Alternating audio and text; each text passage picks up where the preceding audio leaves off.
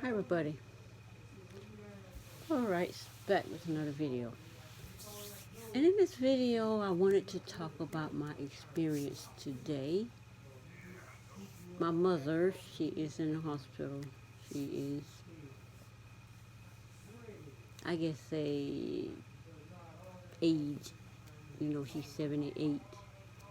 And dealing with diabetes, high blood pressure, and my dad being the meanest person I ever met. And now he's gone since 2016 and she's still here. So, but anyway, she's at a point now where she had limited mobility since she had a stroke, and she, like I say, people call her tough. And I went in the hospital to see her today. Mama is just as tough as these people say she is. My mother-in-law says she a tough bird. She'll be around you a long time. Went to see her today. You would think she'd be going now. Mama tough because of what she's going through. She's tough. She's still here, and I saw her. And I could feel her spirit was strong to hear, even though you can look in her eyes and tell she, I don't really understand where she is, but I can tell she's not where you would think she would be in the situation that she's in. But anyway, after not being able to take care of her properly at the house, she went to the hospital. She had stroked out or whatever. She come back from that. But as getting up, walking around, she didn't come back from that too well. So they put her in a nursing home for 21 days, to get her walking again so she come home. Well, she had like 5 more days to go. And she started going down, don't have appetite to eat, don't have taste to eat and whatever. But, so they put her back in the hospital. And that's where she has been for, I guess, the last 2-3 weeks. And we went to see her today because the way she was when they called and said we could have come to the window and see her in a nursing home because you can't come in. And we saw her, she was like really at a low. So, and while we were there, the ambulance came, took her to the hospital. And in the hospitals you can't see your family member. So they called my sister, she was talking to them and they were saying that she's doing okay. She don't really eat that much. They giving her water to keep her throat moist. But her, I guess her morale, spirit was down. She wasn't doing so great. And my sister said, well, if she don't get to see none of her family or children, maybe that got something to do with her not doing as well as she could do. So the doctor set up where 2 hours out of every day, 2 of us could come see her. So me and my sister, with my younger sister, we went there today. We spent the 2 hours with her. We had to get our temperature checked. We had to get a mask. Had to keep it on the whole time in the hospital. And then when we leave, we can throw it out or take it with us or whatever. So that's what we did. Now that was a great thing. And then I looked at Mama like, oh, you just as tough as they said you are. Because when I see you look like you on your last leg. Then I come back. You done fought your way back. That's my mama. That's how I saw her growing up. Her and my daddy fight like cats and dogs. We grew up in a house. We grew up in a violent house. Cussing and fighting and shooting and biting and drunkenness. And that's how we grew up. So, because of that, you have 7 dysfunctional kids. That's just dysfunctional. So you can just imagine from that how we interact with each other and people and our spouses or whatever and our children. But anyway, another thing about it is, one thing I noticed now, I heard another young girl say that she worked at a nursing. She was talking to a girl at a nursing home, and she tried to FaceTime the girl, but she didn't pick up. But when the girl finally called back later to say that she was sick and she couldn't answer the phone or whatever, and then she got checked and found out she got coronavirus. and she got the coronavirus at the nursing facility where she worked at. And she was doing a lot better, but she was still kind of tired and weak and whatever.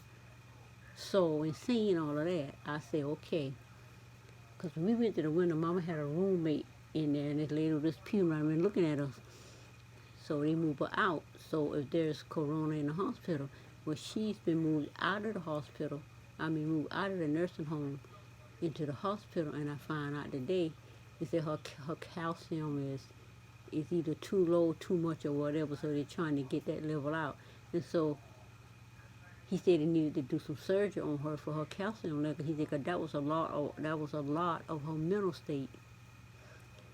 Is that, and she said her mental state could also be a part of she not being able to see none of us. And I know that she usually eat like she don't eat very much. But because we were there, my sister pushed her, and she eat a lot more than she normally eat, which is maybe 2 or 3 little bites off a piece of chicken, or eat a little bit of soup because she don't have no taste, so she don't really want to eat. So, with all that said, I'm grateful they moved her out of that nursing facility where coronavirus is running rampant in there, from what I'm understanding. I don't know how it is in Sumter, South Carolina, as far as nursing homes having it, because I'm not hearing that.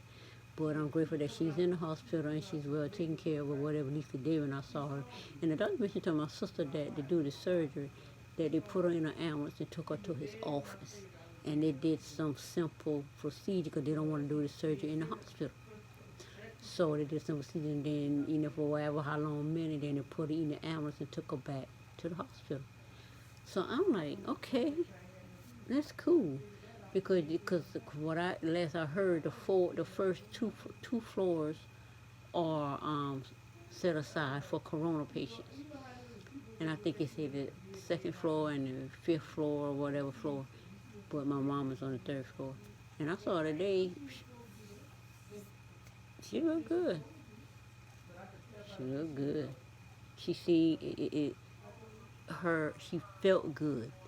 It felt good, like, she was clean. Her linen and everything was clean, and she was just laying there, and she was well cared for. That's the feel I got when I went there, because sometimes when I'm there, it's like they don't really do that, and you can kind of tell if a patient is being taken care of properly. I don't know, I can just feel it. I just know. And I felt she was well taken care of today, because she was, but they did call my sister and told her that we could, and my sister mentioned what she said, and they said that we could come see her for a couple hours. So when we got there, everything was popping. So, in saying all of that, I thought it was a super idea how they, in saying all of that, brought me to the point that I really made this video about the masks. I had the mask on. See, we gotta have the mask on the whole time. Can't take it off for no reason. So with the mask on, it all of a sudden, I realized if you got a mask on all the time, and I thought about these nurses, because I had to take it off my nose and just make sure my mouth covered, because I started getting tired and a little weak and whatever, and I'm trying to figure out. And then I let it get short of breath with the mask on, which to me made no sense. And then I was wearing the mask a while, but why do I feel this way? Then it came to my mind today. If you got a mask on, and I mentioned to my sister when it come to my mind, I say, because she said she had to take hers off sometime because she can't hardly breathe. And she would have it on her nose, and I said, okay, put it there. And I could breathe after that once that. But with me breathing out like that, it fogs up my glasses and make it hard to see. That's an issue too. But the main thing I want to talk about, when you have a mask on, you are breathing you're breathing carbon dioxide. You're not getting oxygen with the masks on. Everybody walking around with their mask on, they're not getting any oxygen. We are like plants. Plants breathe in. Plants put out oxygen for us. So we breathe in the oxygen from Mother Nature. Mother Nature has mankind in time out right now. because of humans doing the most. So we put these masks on all the time, and I thought about these nurses in the hospital all the time. Can't ever take their masks off. You are breathing in carbon dioxide. You are taking in, you breathing out oxygen, and then you breathing, and then when you keep that mask on, you breathing in carbon monoxide. It's like plant. We breathe out carbon monoxide. The plant takes it and thrives. And they put out oxygen, and we take in oxygen and thrive. That's the cycle of life. Without oxygen from the plant, there will be no life. There will be no human life. Because that's how we are here. So with us with masks on, and we are breathing in carbon monoxide that's meant for plants and foliage, vegetation, we are taking in carbon monoxide. And I realized that today.